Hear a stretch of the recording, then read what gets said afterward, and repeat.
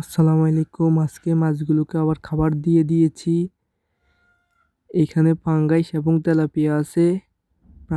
পাঙ্গাস মাছ প্রায় 4 ইঞ্চির মতো হয়ে গিয়েছে। তেলাপিয়া মাছও প্রায় 4 ইঞ্চির মতনই হয়ে গিয়েছে। এই মাছগুলো আরও 2 মাস আগে ময়মনসিংহ থেকে আনা হয়েছে। তারা অক্সিজেন প্যাকেটের মধ্যে করে দিয়ে দিয়েছে বাস সার্ভিসের মাধ্যমে।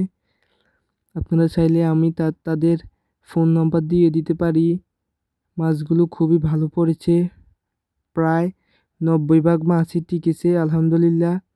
এখন মাছগুলো দেখেন খুবই ভালোই খাবার খাচ্ছে।